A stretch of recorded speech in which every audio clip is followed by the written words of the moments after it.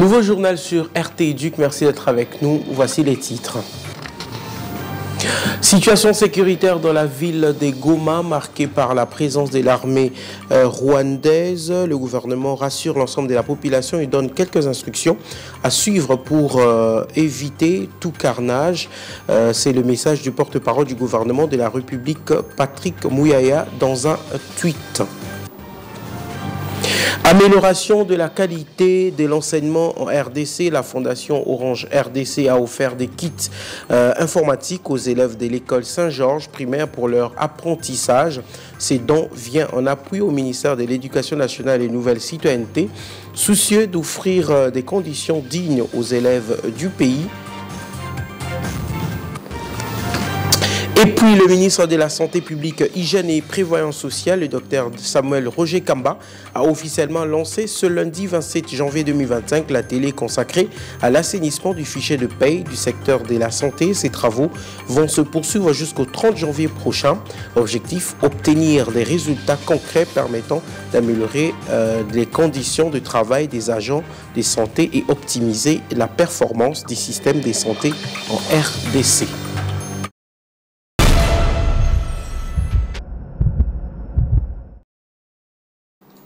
Bonsoir, si vous venez de nous rejoindre. Vous le savez, la situation sécuritaire dans la ville de Goma demeure très préoccupante suite à la présence de l'armée rwandaise. Le gouvernement n'a pas tardé de réagir face à cette situation qui trouble l'ordre public au niveau de cette partie du pays. Le ministre de la Communication et porte-parole du gouvernement a tenu à rassurer la population que sur instruction du président de la République, le gouvernement continue de travailler pour éviter les carnages et les pertes en vies humaines au regard des intentions manifestes du Rwanda et recommande à la population de Goma de suivre les dispositions suivantes. 1. Rester à l'abri, à la maison, s'abstenir de commettre des actes de vandalisme et de pillage, barrer la route à la propagande manipulatrice du Rwanda. Nous appelons tous les Congolais, où qu'ils se trouvent dans le monde, à se mobiliser en soutien à nos compatriotes du Nord Kivu, à nos FRDC et au commandant suprême, peut-on lire dans son tweet.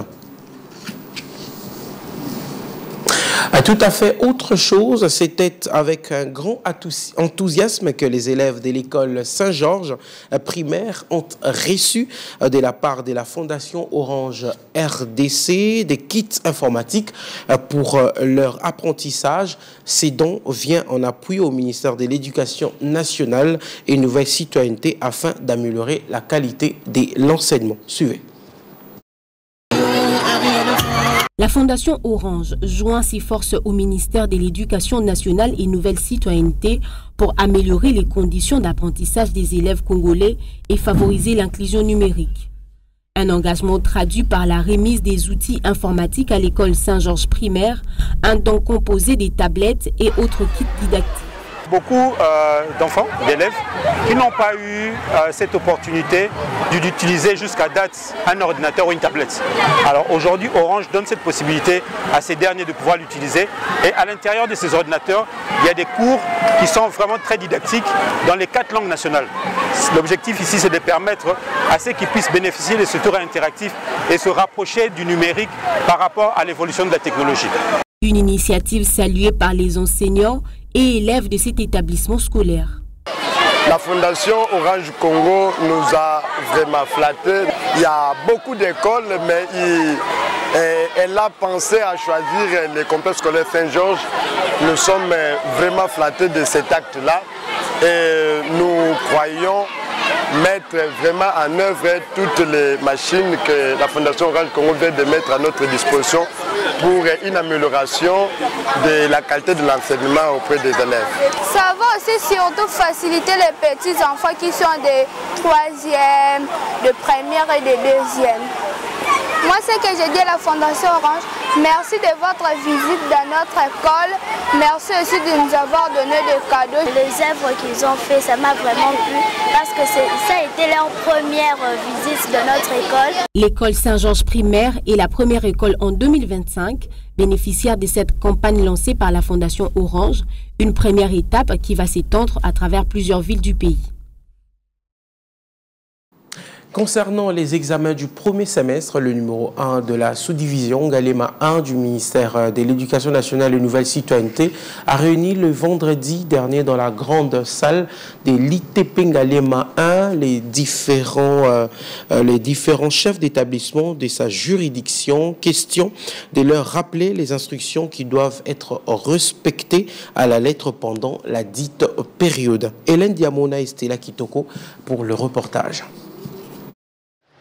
Rappeler les instructions de la hiérarchie, la tenue des examens du premier semestre, voilà l'objectif principal de la réunion qu'a tenue ce jour le sous-prophète de Ngaliema 1, Benjamin Lokangue, avec les chefs d'établissement des écoles de sa juridiction au niveau secondaire. Le suivi des activités après les examens du premier trimestre pour le primaire, octroi des cartes scolaires aux élèves ont également figuré à l'ordre du jour. Benjamin Lokangue a également insisté sur le respect du calendrier scolaire et qu'aucun changement ne sera toléré. C'était dans le but de rappeler quelques instructions officielles liées au respect du calendrier scolaire, surtout liées aux examens du premier semestre.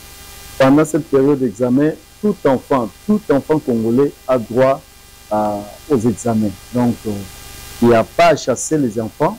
Une rencontre qui vaut son pesant d'or, ont dit le chef d'établissement qui ont pris part à cette réunion. Il est bien passé, il a bien parlé, il a bien payé la réunion. C'est bien, ok. Le chef qui nous a invités pour nous rappeler des instructions officielles et nous a parlé du respect des instructions officielles. Et surtout, dit-on que celui qui respecte les instructions pêche moins. Il est à retenir que les examens du premier semestre sont prévus d'ici 2 semaines et le chef d'établissement sont invités à s'impliquer pour que ces épreuves se passent dans la quiétude, conformément aux attentes de la ministre d'État, ministre de l'Éducation nationale et Nouvelle Citoyenneté, Madame Gaïssa Malou. La clinique quinoise a célébré le samedi 25 janvier dernier l'inauguration d'un nouveau centre de référence des 41 lits dédiés aux soins des patients atteints de Mpox. Cet événement a rassemblé de nombreuses personnalités et partenaires en santé publique qui ont tous souligné l'importance de cette initiative dans le contexte actuel de crise sanitaire. Un reportage. Un espoir vient d'émerger dans la lutte contre l'épidémie à Mpox. Le gouvernement de la RDC a inauguré le centre de référence au sein de la clinique quinoise de Kinshasa, un établissement de santé dédié à la prise en charge et à la prévention de cette maladie.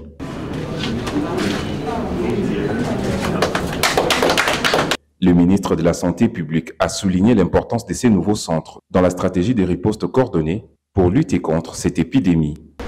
Aujourd'hui, nous avons l'occasion d'inaugurer un centre qui va permettre à ce que les populations les plus vulnérables dans cette maladie puissent être prises en charge.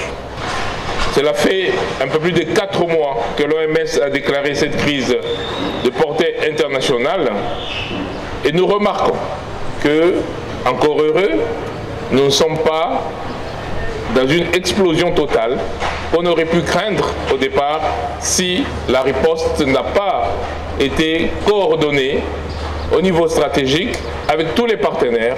Pour répondre aux enjeux de lutte contre le Mpox, l'OMS ambitionne de faire de ces centres une structure pérenne dans les traitements des cas intensifs et spécialisés.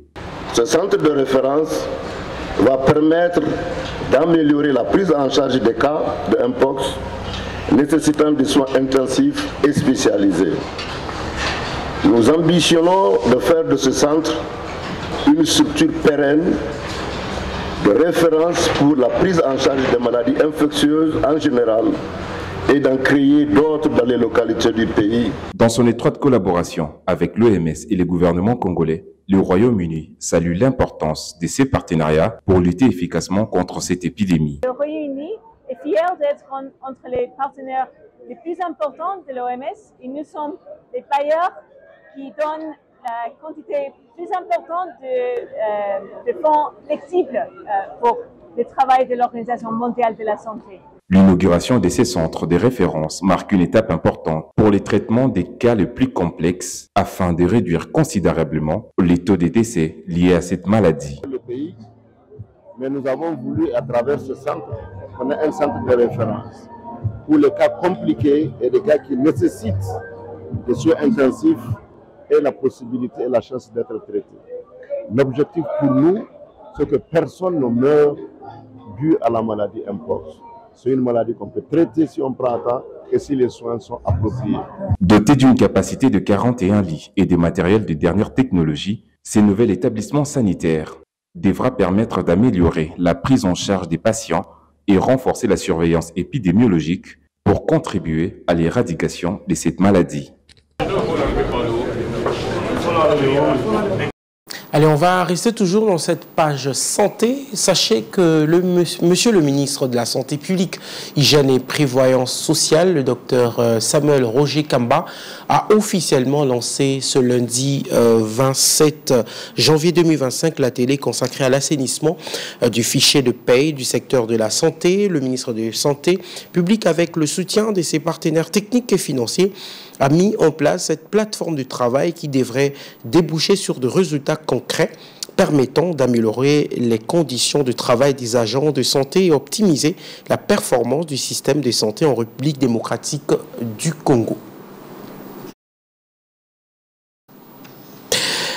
Et enfin, cette information, mesdames et messieurs, les nouveaux élus du territoire de Massi-Manimba dans la province du Kwilu peuvent désormais siéger. C'est le vendredi 24 janvier dernier que le pouvoir a été validé par l'Assemblée des députés provinciaux au sein de l'hémicycle de l'Assemblée provinciale des Kwilu. Ils sont au total 8 députés à avoir leur mandat validé. Lors de cette plénière consacrée à la validation des élus de Massi-Manimba, le président du bureau d'âge, professeur Tsaman Oluntu, a invité les élus à se démarquer pour cette législature. Détail. Les nouveaux élus du territoire de Massi-Manimba dans la province du Kwilu peuvent désormais siéger. C'est ce vendredi 24 janvier que leur pouvoir a été validé par l'ensemble des députés provinciaux au sein de l'hémicycle de l'Assemblée provinciale du Kwilu. Ils sont au total 8 députés, à l'occurrence Jean-Philbert Mabaya, Tréphon Kinkemulumba, Donald Sindani pour ne citer que ceux-là. Lors de cette plénière consacrée à la validation des élus de Massi-Manimba, le président du bureau d'âge, professeur Saman Olotu, a invité les élus à se démarquer pour cette législative en produisant plus les édits pour l'avancement de la province. Il a en outre promis de communiquer dans un avenir proche la suite des travaux de cette session extraordinaire, notamment l'élection et la mise en place du bureau définitif de cet organe délibérant. Désormais, affiche complet au sein de l'hémicycle de l'Assemblée provinciale du Kwilu. Il y a lieu donc d'espérer que les édits en faveur du développement socio-économique du Kwilu peut être élaborés. 2. Examen et adoption de la résolution portant constitution d'une commission ad hoc chargée d'examiner les dossiers des élus du territoire de Massi-Manimba en vue de la validation de leur pouvoir.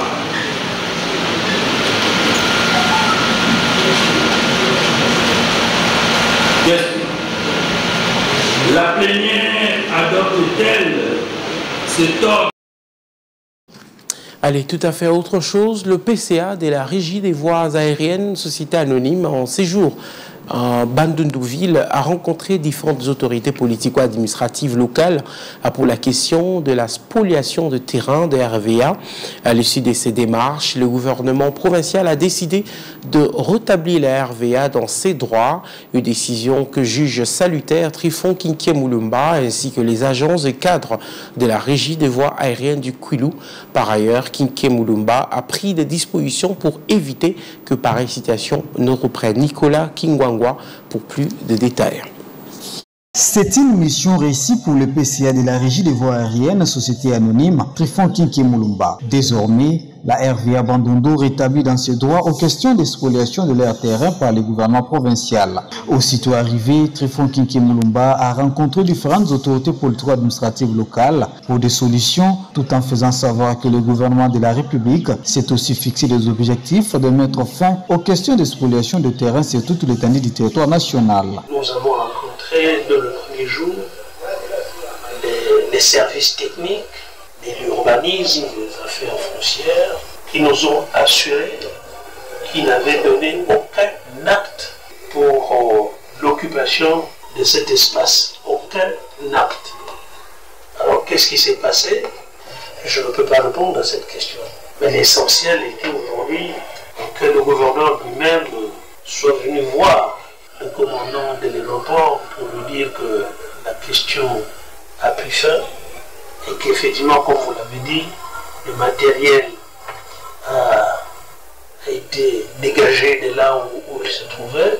Nous, en tant que régie des voies aériennes, nous sommes heureux, satisfaits. Insatisfait si du commandant de la RVA Bandundu qui remercie le PCA Kinké Moulumba ainsi que sa suite pour la solution. Rappelons par ailleurs que certaines dispositions sont prises pour éviter pareille situation. Donc on est là pour sécuriser les emprises aéroportuaires. C'est des normes précises de l'OACI.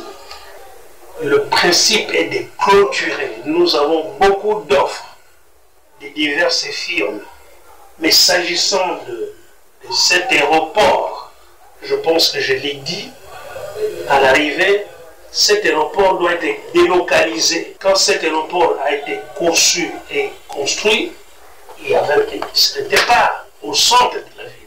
Aujourd'hui, l'aéroport est au centre de la ville.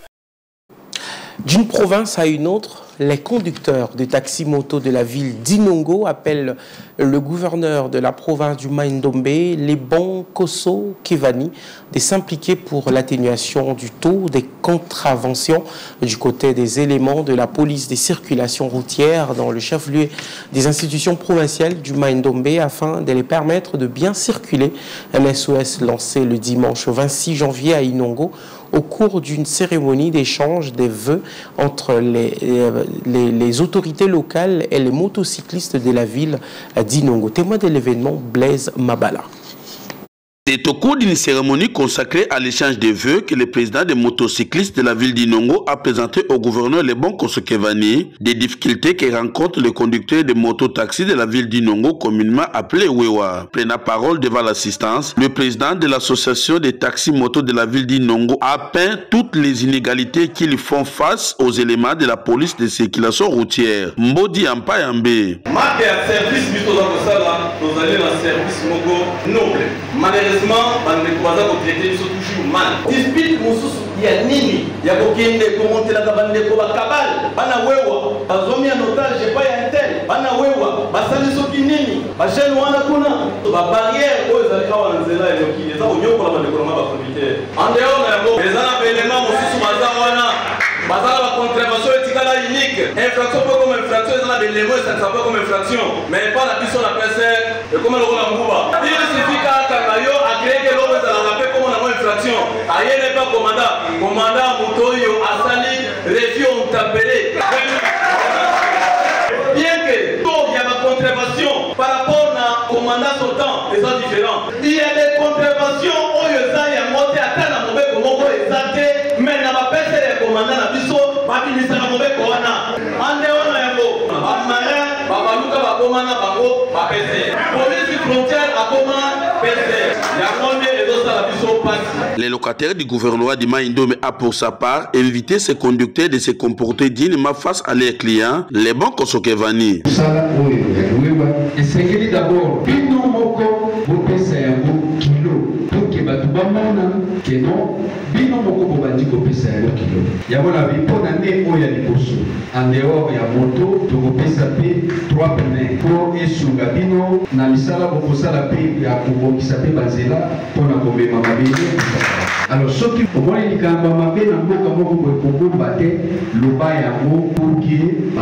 le service de sécurité parce que nous avons besoin de Kimia, Nakati, il y a province de la Bissau, Nakati, il y a ville de la Bissau, il y a Bino. La prise des photos des familles pour immortaliser cette journée ainsi que le partage des repas et un verre a bouclé la boucle de cette cérémonie riche en couleurs.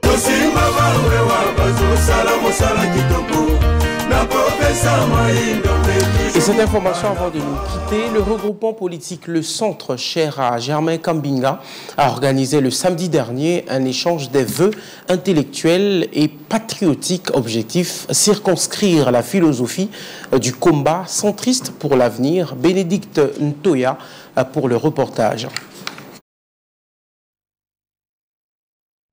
C'est un échange de vœux intellectuels et chaleureux qu'a organisé à ce jour le regroupement Le Centre. Occasion pour la formation politique, chère au ministre honoraire Germain Kambinga, de se faire ses perspectives pour l'année 2025. Ses membres ont circonscrit la philosophie du combat centriste pour les jours à venir. Savoir du fonctionnement des institutions publiques. Cette activité intervient au lendemain du décès du gouverneur militaire Peter Sirimwami, pour qui une minute de silence a été observée en souvenir de ces vaillants héros. Pour Germain Kambinga, il n'y a pas d'autre priorité en ce moment que cette guerre nous est imposée injustement par le Rwanda. Vous, tel que vous êtes là, Congolaises, Congolais, êtes-vous prêts à accepter cela? Parce que c'est ça que la FC veut faire. Un président fantoche ayant derrière le vrai président qui sera Paul Kagame. Il n'y a aucun schéma dans ce que fait l'AFC qui peut aboutir à une libération du Congo. Ça n'existe pas.